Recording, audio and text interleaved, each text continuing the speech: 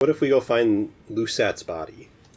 Okay. And we go also find whoever the other person's Azura's body, yeah, because we can get stuff from that. So here's the thing, we never picked these up, but supposedly after Selen's quest ends, we can go back to these bodies and we find, yep, they're sets. Nice. Which I wanted to check out. So this one was kind of interesting, and I believe the implication of that is that Selen did absorb her teachers. You know, these two, Azura and Lusat. Yeah. Because the body's gone. But remember, he had transcended or whatever. Mm-hmm. So let's see. So you think she, like, took their bodies and their power? Yeah, and I think hers couldn't contain it. And then she went on to try and, you know, ascend into glintstone stuff and got turned into that. Yeah. This crown replaced Azura's brain and skull altogether. And now, removed from his body, it is all but dead. What power remains within raises the potency of Azura's primeval current sorceries at the cost of additional FP consumption. That's kind of interesting. It is interesting. I guess it would take more FP to use, though. Oh. Sorry. There you go.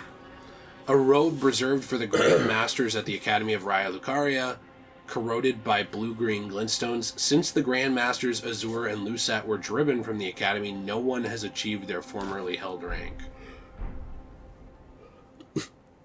I think it's cool. It's interesting. It's not my favorite. I think it's neat. I think the glintstone stuff on the shoulders are kind of obnoxious. Really? You don't like that? I thought that's what made it unique. I think it'd be better if they were scaled along your spine. Uh-huh. And we're more like a Spinosaurus kind of. What about that? Now I'm into it. Well, maybe you like the other guy's set better, but Lusset. I can put on a little cloak here. Nice. Look at that. I like the chin. Where's Lusat? Go to Celia Hideaway in Kaled. Kaled, right. Oh, Celia Hideaway. Alright. So, I do think it's interesting that, I'll check really quick, I think the lore is going to be the same, but I think it's interesting that essentially these dudes ascended past what they were supposed to be able to do with their sorceries after they got kicked out, right? Yeah. And yet, they ended up these sort of, like, husks. He had reached a near inorganic state. Huh. Those arm pieces are actually pretty cool. Yeah, we should put them on. Yeah, now I can't find them because I'm stupid. You're not stupid, the game is stupid. Yeah, it's the game's fault. I'm not at fault. Right, it's always the game's fault. Did he have any kind of... I didn't think he had greaves. No, because I think the pants are covered up. Oh, I see. So they just didn't bother with greaves. Yeah, so if Azur was still alive and I were to lift up his cloak, I think he'd be like totally pantsless. Cool. I mean, like for lore. Yeah, for lore. Cool for lore, I guess. But not like for any other reason. No, absolutely not. Not hot. No, certainly not hot. No, I absolutely say not. that was hot at all, or anything. No, absolutely not. I'm not aroused. So here... Oh. There's a person. Yeah, this guy was guarding the door, remember? It's been so long since we've been in here. I know. I forgot. What's funny is that when we're recording this, the part just went up, though. Oh, really? Yeah, where we went in and, found these guys and then finished Selen's questline. Huh. I think that was part of the fifth... What was that? Did you hear that? I did, yeah. Was it inside of the cave like this? Like all the way in? It's all the way down. Okay. Why is everything in here so terrifying? I don't know. So, I recently just finished playing Xenoblade Chronicles 1. I like how every time I bring up the lore to talk to you about the lore, you're uninterested in the lore and you just want to talk about, like, some other game. Oh, I'm sorry. No, that's okay. I was just saying. The lore is super confusing, and I'm often lost. Do you not find it interesting? I do find it interesting. It's just whenever I hear lore, I'm always just kind of like, okay, all right. See, the lore is, in my opinion, the best part of the Souls games. It is very interesting. I find the other games' lore more interesting because it's more concise. Oh, whereas, like you're more able to understand it. Yeah, whereas this one, there's just like so much going on. So would you say that maybe your stupidity is leading I think that's what it is. Yeah. Because whenever I hear more lore, it's like, and then Godwyn actually sucked off the tit of Ronnie, and then Ronnie actually was into Glintstone, and then Glintstone actually is contrived from death, and death came from this goddess, and I'm like, what are we doing? See, I think it's really interesting. It is interesting. I just wish I understood it. Whereas I think something like Demon Souls, I think the lore is just more concise, where it's like... Demon Souls, there's almost no lore, though. Yeah. Like, that has very little lore. I mean, the lore, the most interesting lore to me in Demon Souls, I think, was at the Emerald Prison. Yeah. And I like the part where the guy at the end, what was that, like the monk or whatever his name was? Like the lore there, it kind of seemed like he was part of the royal crown, the royal family, and then he like killed them. Yeah. He was like, see, it seemed like he was like cast out or whatever, and then got his revenge. Yes. I thought that was kind of interesting. But it's also not really a lot of lore in Demon Souls. I would say, like, if you like the conceptual lore of this game but wish you understood it a little more, I think you might like the Bloodborne lore a little more. Yeah. A little more, like, to the point. Yeah. But, like, still kind of confusing. But, I think my favorite lore is Dark Souls 1. Dark Souls 1 also has really good lore, too. That's probably my favorite. But, yeah, no, I get what you're saying. You can talk about your game. I have more stuff to talk to you about with Hyetta and Irina and stuff in a bit, but I don't need to right now. Okay. Because I feel like I'm just going to, like, shatter your mind, and you're going to end up like Lusat. Like, sitting there like, like, staring at the sky.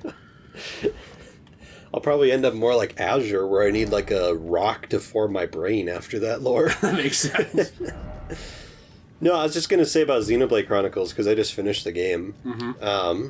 Surprisingly, an amazing game. Why is it surprising? You didn't expect that? No, and going into it, I heard from a lot of people saying, like, how great the games are and everything. All three of them. And so when I went into it, I expected a good game, but I came out of the game... I put it at my 23rd favorite game, so it's one of my favorite video games of all time. I somehow ended up back at this site of grace, so... But what did you think about Shulk? Because you said that Shulk was like a new hero, like he like got he got the sword, and that was like one of the plot points is he got the sword. Yeah, and he had to kind of become a hero. Okay, right? so yes, kind of. That's what I initially thought. Okay. And then as I played more of the game, my mind, like, exploded at the intense story. Like, I'm going to be honest, this game has one of the best video game stories I've ever played. Oh. I would give it one of the very few 10 out of 10 stories of a video game. Better than Rape Play? Second to Rape Play. Oh, okay. Whoa. Oh, yeah, I forgot about this guy. But, no, and there were so many times I was playing through the game, and there were so many times I had no idea what was coming next, and all of a sudden I learned something, I'm like, what? Like, I'm shocked and surprised, and it was amazing. The story was one of the best stories I've ever played. What's this combat like? So the combat is kind of similar to... I'll let you pick this up. Yeah, let's put this back in the main part. Okay. So, oh, whoa. That's kind of a funny helmet. So this one came with pants. Yeah. I guess Azure was Azure... just a freak. I guess Azure... he's just like going commando, I guess. Yeah, he's just like a Nicki Minaj. Freak. The giant blue glintstone crown worn by Lusat, primeval current sorcerer. This crown replaced his brain and skull altogether, and now removed from his body, it's all but dead. It raises the potency of his primeval sorcery. Let's put this up. It's really weird. So I actually kind of like this one. I think it's really funny looking. So I've heard people say that this is the eye of an outer god that you're looking at. Huh. Like that an outer god is looking through this. Interesting. I have heard that, like a glintstone sorcery type outer god, because this is a similar look actually to the Frenzied Flame. Yeah. Where eyes can appear, and I think there's another god like that too. I'm not sure if I agree with that or not because I haven't seen evidence of it, other than the look. But right. A robe reserved for grandmasters, corroded by blue glintstones. Since they were driven out, they haven't had the same stuff. Lusat had reached a near inorganic state. And this one actually has pants. Yeah, they should be up here. There they are. Okay. Common amongst old-fashioned sorcerers. That's kind of a cool outfit. You like it? Yeah, I don't know. I mean, to me, I think it's a little better than the other one. I like the glintstone stuff. I'm just not sold on the head. Yeah. See, the head's my favorite part, just because I think it's obnoxious. You think it's obnoxious? And I like how it amplifies the chin. I feel like we look like a more flamboyant, period-accurate Mysterio. And you know what? I'm kind of here for it. I think I'm going to wear it for a bit, actually. Now that I describe it that way to myself, I think I'm down. The combat is... It reminds me of something like either Final Fantasy VII Remake or a mixture with Knights of the Old Republic. Basically, it's like a open-style combat, so you're kind of running around openly. There's no turn-based or anything like that. But there's a selection of moves you can pick through that kind of remind me of something from Knights of the Old Republic. So... I am listening. The combat is basically there's just a base attack if you do nothing. If you do nothing, where Shulk will just attack. Mm-hmm. And then attacking raises up your, I don't know what it's called, but a points basically till you fill up this gauge that you then can use a Monado special attack, which are special abilities you can use. So even though this is, you're running around, it's still almost turn-based in a way? Kind of. It's... You use moves that have to charge, so there is times where you're kind of just standing there, but while you're standing there, Shulk's doing his own attack. So it's not like you're just standing there doing nothing. Wait, so he auto-attacks? He does, yeah. He has an auto-attack which fills the gauge to fill up your Monado. Oh. So you kind of almost want him to auto-attack, because you want to use the Monado moves, because the Monado moves are... special abilities that, like, for example, some of them do more damage against Mechon, who are, like, enemy robots in the game. Mm-hmm. So you want to use those moves. So... Doesn't a character auto-attacking, like, make it a little boring, though? Not really. Because, like, I always found that really boring in Final Fantasy 13. See, it's not an auto-attack as in, like, you don't have to do anything, because his auto-attack move isn't really that powerful. Oh. So you're kind of just... Basically what you want to do is... There is actually strategy involved in it. Mm-hmm. Because he has some other abilities that also do their own abilities that are also good that you want to use too. So you kind of have to... And you also have to stack moves, because certain moves stack abilities on other things. So, for example... There are negative effects that you can apply either on yourself, like enemies can use the effects, or you can apply them on other people. One of them is called break. So when you break someone, it essentially breaks their armor or their defense or whatever. And when the enemy has the status effect break on them, you can also stack on the ability or the negative effect topple, which knocks them actually over. Oh. So then you can basically just free attack them. So, now obviously some enemies are immune to topples, so that doesn't work on them. So you kind of have to, like, strategize how you're attacking them and everything. Mm-hmm. Yes, there is an auto-attack feature in there, which you do want to utilize, but it's not boring by any stretch of the imagination. Okay. There is actually strategy and stuff like that you actually have to think about. So, the combat actually is pretty fun. I think it's probably the weakest part of the game, but when I say weakest, I don't mean it's bad. It is fun, and I do enjoy it. I just think it's, at times, a little, annoying, I should say. What's annoying about it? Mainly just a lot of times you're trying to, like, quick cycle through abilities, because he has, like, the enemy has the break ability on it, and you have to quickly cycle over to the other move that applies topple, but you have to do it in a time limit because the break bar is going down. Oh. So you're kind of like quickly just cycling through all these abilities, and it's so, at times, it is kind of annoying. Okay. But I don't think it's not bad. It's actually kind of fun. What's your favorite part of the game? Because you said that was your least. All-time favorite aspect of the game is the soundtrack. I think the best video game soundtrack of all time, of games I've played, is from Final Fantasy VII. Mm-hmm. Both the remake and the original, I think both have amazing soundtracks. Mm-hmm. My second favorite video game soundtrack of all time is Xenoblade Chronicles. Oh, wow. I thought it was a near perfect soundtrack. Every song was incredible. Every song was amazing. My favorite song of all time is actually the final boss song of the game. Mm-hmm. I actually just listened to it this morning just on my way over here, and I was just jamming out.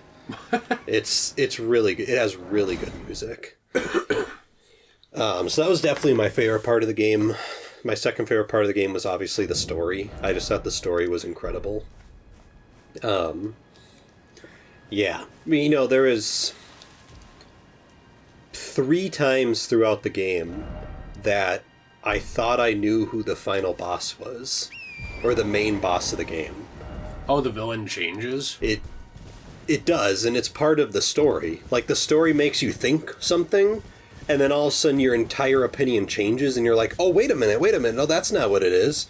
And then now you're thinking this thing, and then the story changes again, and you're kind of like, oh!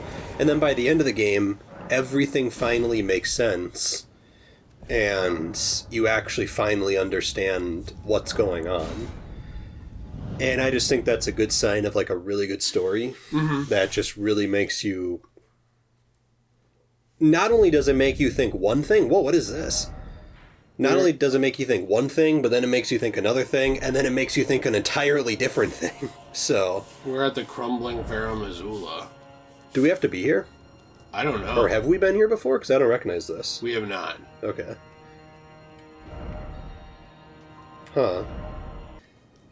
Okay, yeah. So, getting through part of this will lock you out of certain parts of the game. Really? Yeah. So there is a boss in here that once you beat him, it's Dragon Lord Placidusax. You can't go to Lanedal Capital anymore. And I don't know why, but it just says you can't. And then... Well, let's leave. And then it says... Hi, Luna.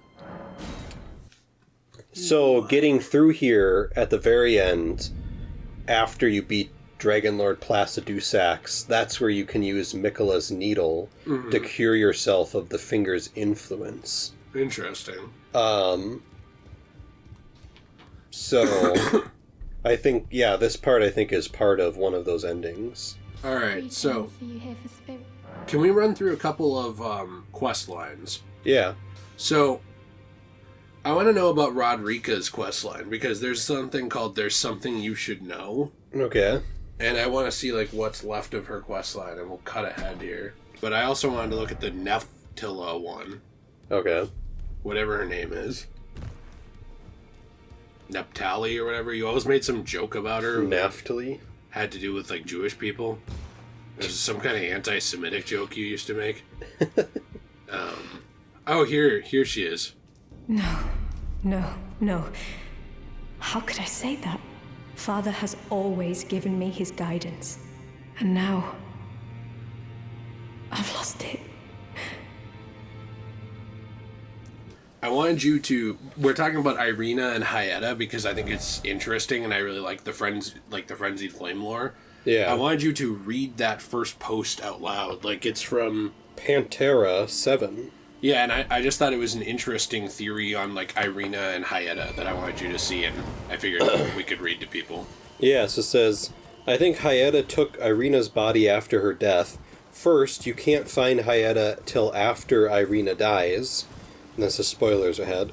Furthermore, later on, you meet Shabiri, who reveals two of who reveals two of taken Yura's body. So I don't know what he's trying to say. Well, I think it was just like a messed up. Yeah, typo. Yeah. And to reveals two of taken Yura's body after his death, Hayata's questline is progressed through Shabiri's eyes. It's Shabiri. Shabiri, whatever. Riri. It doesn't matter. Whatever. A little extra, Edgar, Irina's father, goes mad due to the frenzy flame and drops a Shabiri grape in Revenger's shack. Are you doing that on purpose to piss me off? Shabiri, Irina, and Hayata's story even closer together. Ties it closer together. Yes. I think some people, not trying to be a dick here, on the Reddit don't speak very good English. Yeah. I think some of them are either Latin or Latin American or Japanese. Right. And I think you're saying this not to be racist. Well, yeah, I mean, like, I think there's a lot of Japanese fans who... I ended up here. I figure we'll just look here, see what this is. Okay. But somehow I ended up in Nokron from taking one of those. Huh. But yeah, I think some of those people are just not English native speakers. Yeah. But I thought that was interesting. I don't know if there's anything else in there that you think Well, is... she says, from this, I think it's very likely Hayata is using Irina's body much like Shiburi is to Yura. So that's basically... Oh, and it says... Irina and Hayata also share the same face, which we already talked about. Yeah. I find that interesting. What's weird, though, is that, like, it just doesn't seem like Hayata knows what's going on. Yeah. To me, unless it's all an act. Which is possible, I guess. I'm kinda just under the assumption that she doesn't know what's going on. That Hayata is a incarnated tool of the frenzied flame, but doesn't know it. That's kind of what I think. So do you think that's why she's being led on this, like, kind of hunger for the grapes and stuff? Like, because she hears the calling of the frenzied flame from far away, remember? Yeah. And she wants to go find it, but she doesn't really know why. And she believes that she can be a finger maiden. So, like, do you think that basically let's see what this is. It seems to me like basically the frenzied flame created this being for itself to seek itself out, to help a tarnished become Elden Lord and bring it into the world. Do you get what I'm saying? Yeah, that's kind of what I think it is. So it like almost created...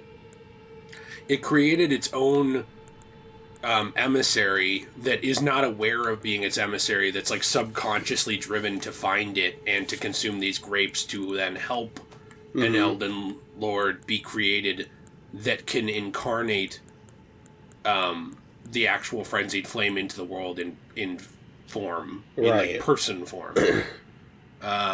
So this modeled necklace, said to be a budding horn, the ancestral followers believe that the horns of a long-lived beast continue to bud like antlers over and over again until the beast one day becomes an ancestral spirit. Yeah, I think that one probably makes the most sense because for me... Like my theory on it? Yeah, if she knows what's going on and it's an act, my question is, why? Like, what is the purpose of the act? Right. Like, what is she gaining from this being part of the lore? And I guess I don't necessarily know what. So, that's kind of why I think maybe she's just not portraying an act. Yeah, she's just subconsciously driven to find it. Right. I think that's likely. It's interesting, though, because then it you don't really know, because Shabriri is, like, fully aware. Yeah. It seems like Shabriri was allowed to retain some of his individuality, doesn't it? Like, he still seems like he works for the Frenzied Flame, but he still knows that he is Shabriri. Yeah. He's not like, I am a member of the Frenzied Flame, we are all one and we are chaos. Right. He's like an individual that strives for chaos. I am gonna leave here, but I think I ended up in the wrong spot. Because I don't really think this leads anywhere overall. It seems like this was just how to get that necklace and fight a Crucible Knight. Yeah, so let's head back to the Belfry churches. Yes. Which is over here. Oh, there it is. 4 belfries. Yes. And then, yeah, there's one that says Precipice of Anticipation. That's the one we're looking for. Yeah. Another possibility with Irina, though, which is possible, but I don't believe, and Hyetta, is that the Irina quest that I don't remember if we did, is she kind of sends you into that Stormvale castle, right? Yeah. And you go in there, and it's like her father went nuts because of the Shabriri grape, right? Mm-hmm. Then you end up finding her, I believe, dead after that. And that's kind of when... So does the grape infect the person? No, but that's when the character starts showing up. This is the precipice of anticipation. Okay. So we have to go here. Interesting. So I wanted to add one last thing to the Irina thing. Okay. This is a detail from this guy on Reddit named Messenger Kagami. Okay. Probably don't know his name, sorry. Who pointed out that, you know that Var's blood quest where you can go and get, you have to go find the blood of a maiden? Yeah. The pale-faced dude? Yeah. Well, Irina's body works for that too, supposedly. Huh. They said that, and I accidentally just shut it. They said that Irina's murder scene seems conspicuous, the misbegotten having left behind their cleaver for seemingly no reason. Okay, so basically, like they said that the three fingers they think gave Irina a vision, and that the death was faked. But, you know, it's also possible that they were just possessed. I lean more towards the possession one. Right. And said that the living Irina and Hyetta can serve as the maiden for Var's blood quest, but the dead Irina left behind at the murder scene does not work for that, even though dead maidens can work for the quest. Which is odd. Although this person said, that same person said that they don't think that the Frenzied Flame is the possessor, whereas I actually do.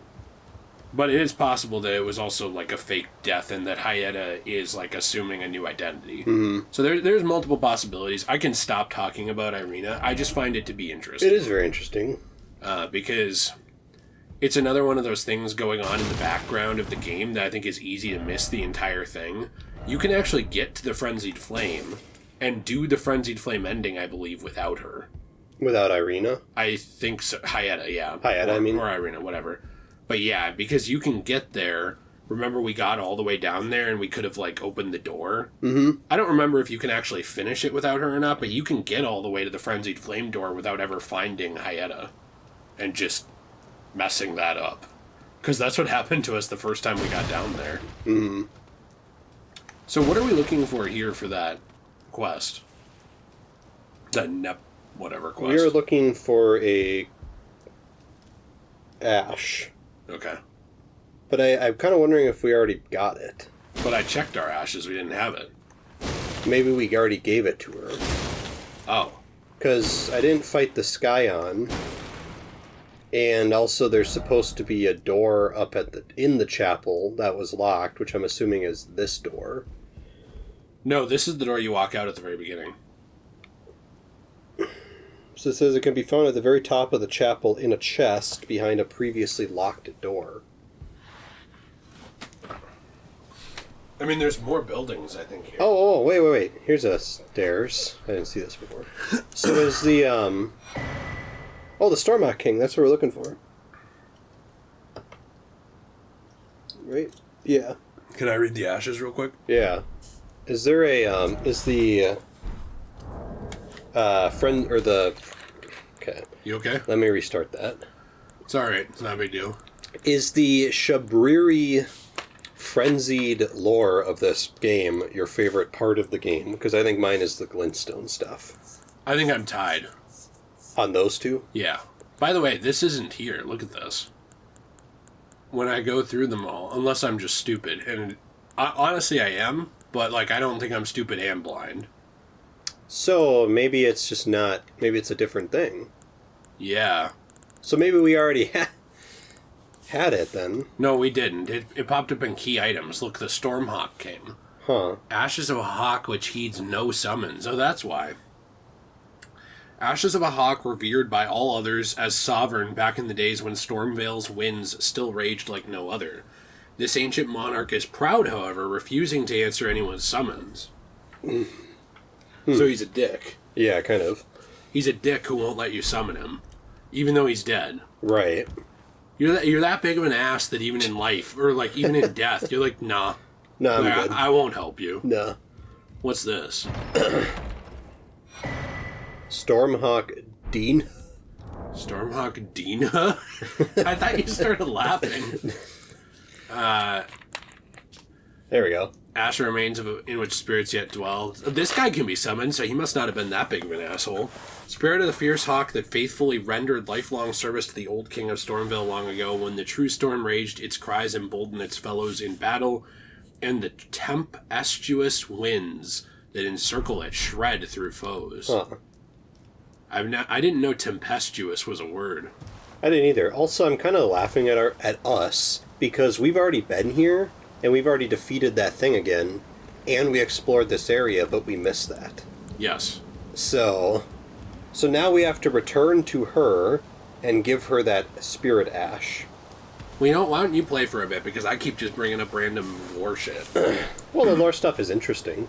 Well, you don't have to pretend it's interesting if you're not interested in it. No, I think it is interesting. Okay, well, I wasn't sure, because earlier every time I brought it up, you were like, oh, and then would, like, move on to something else, so I didn't know if it was, like, actually boring stuff. I mean, It's possible I'm just interested in things that are not interesting to other people. Right, I think it's just, you said the lore and I didn't really have any questions. Okay. So it just kind of was, like, interesting that I learned it, but then that was it. Well, I think a lot of the lore is also meant to be open-ended. Yeah. I think that's probably my favorite. One of my favorite things in From Software games is the games are as deep as you want to read into them. Yeah. I mean, just... you could just pile through the game and not care and still have a good time. Yeah, because I was talking to T about this, and there was lore he didn't know that I told him, and there was stuff that he told me that he did find while playing the game that I didn't see. It's the other side. About this game? Yes. Because when he played through the game, there was some stuff he read and did that we didn't, and vice versa. Like, I think he did one of the quest lines we missed, but we've done, like, a few that he never saw. So, just stuff like that I think is interesting down the stairs, because I think that it leads to discussion a lot, and I don't love the online version of discussion, but I love talking to my friends in real life about this stuff. Yeah, and it seems like the more you play these games, the more you learn about it, too. You know you ran by her, right? I do. Okay. Did you think I was going to keep talking? I just was I doing can stop that talking while we were talking. No, I can stop talking. Well, that's okay. That's all right. I'm not angry at you No, for I'm talking. done. I'm done. Okay. No. How could I say that? Sorry. Father has always given me his guidance. And now, I've lost it. Here, take a bird. Is that ash? I can smell the ancient storm in it. My thanks.